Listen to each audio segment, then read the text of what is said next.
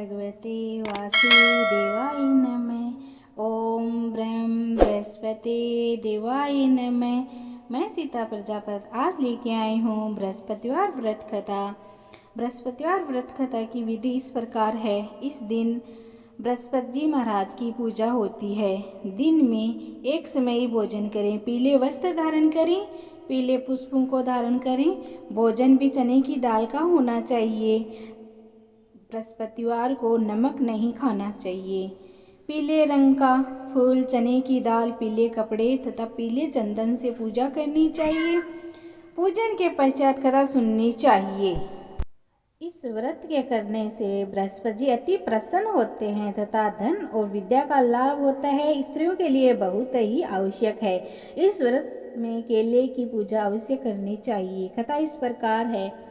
किसी गांव में एक साहूकार रहता था, जिसके घर में अन्न, वस्त्र और किसी भी चीज़ की कमी नहीं थी, परंतु उसकी स्त्री बहुत ही कृपण थी। वह भिक्षार्थी को कुछ नहीं देती थी, सारे दिन घर के काम काज में लगी रहती थी। एक समय एक साधु महात्मा जी बृहस्पतिवार के दिन उसके द्वार पर आए और भिक्षा की याचना की। स्त्री उस समय घर के आंगन को लीप रही थी।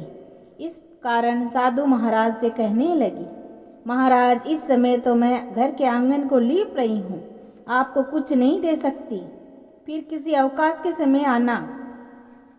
साधु महात्मा जी खाली हाथ चले गए। कुछ दिन के पश्चात वही साधु महाराज आए। उसी तरह भिक्षा मांगी। साहूकारनी उस समय लड़के को नहला रही थी। कहने लगी, महाराज, मैं क्या करूं, मुझे तो अवकाश ही नहीं है, इसीलिए आपको कुछ भिक्षा नहीं दे सकती।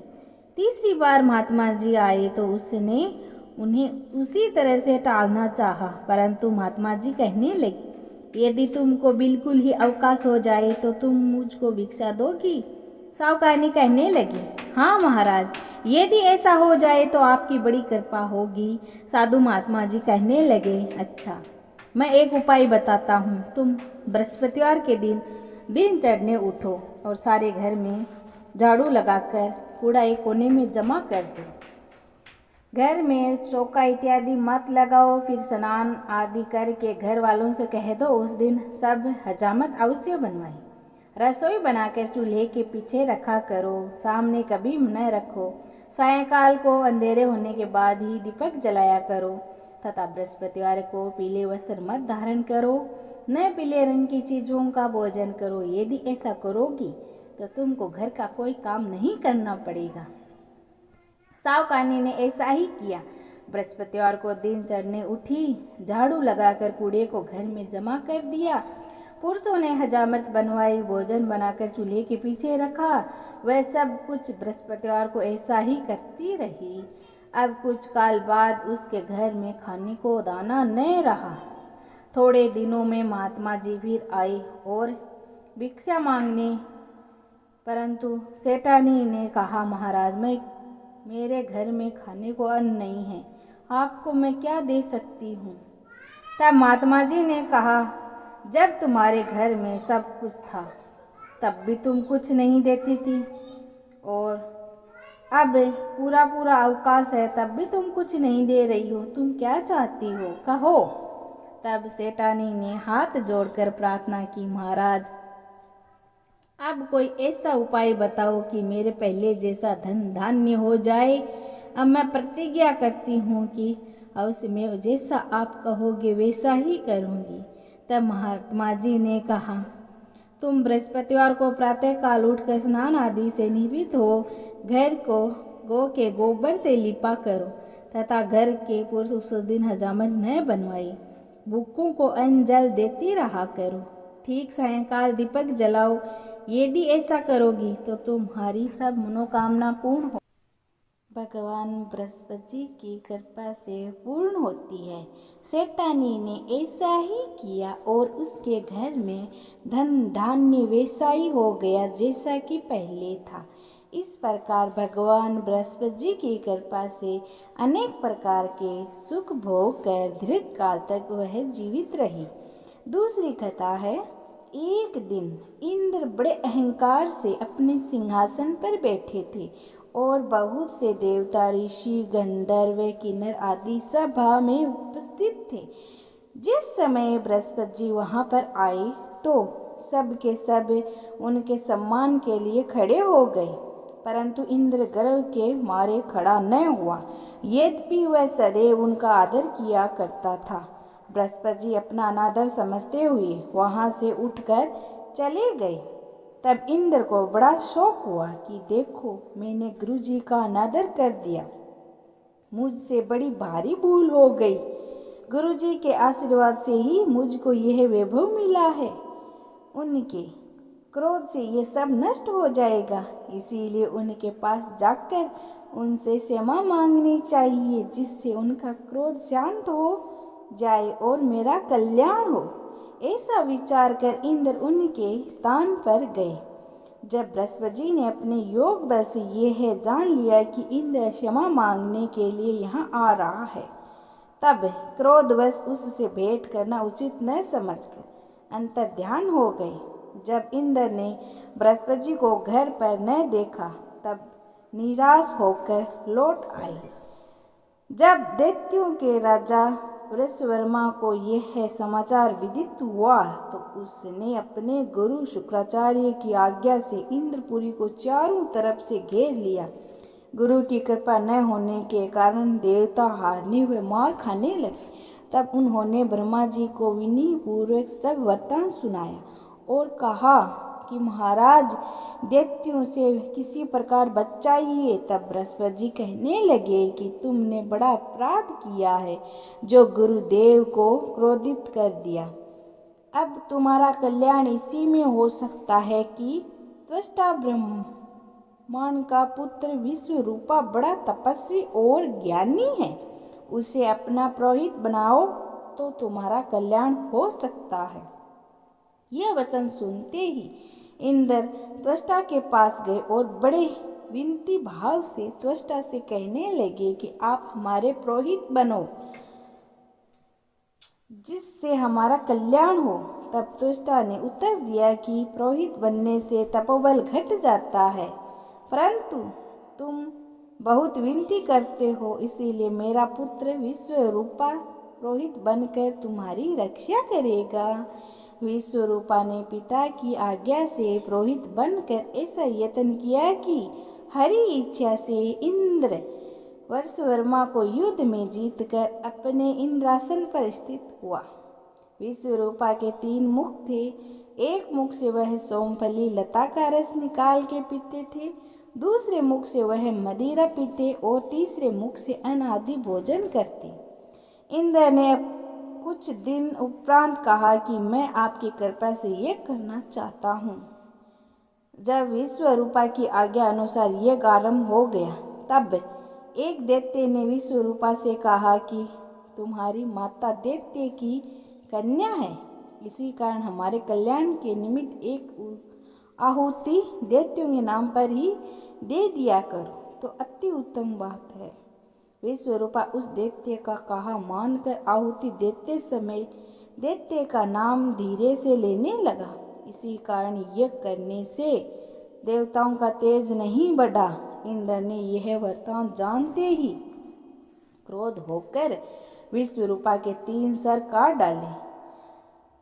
मदपान करने से भंवरा, सोमफली पीने से कबूतर और अन्न खाने के मुख से वह तितर बन गया। विश्वरूपा के मरते ही इंद्र का स्वरूप ब्रह्म हत्या के प्रभाव से बदल गया। देवताओं के 1 वर्ष तक पश्चाताप करने पर भी ब्रह्म हत्या का वह पाप न छूटा। तो जब देवताओं के प्रार्थना करने पर ब्रह्मा जी बृहस्पति जी के सहित वहाँ आए, उस ब्रह्म हत्या के 4 भाग किए। उनमें से 1 भाग पृथ्वी को दिया।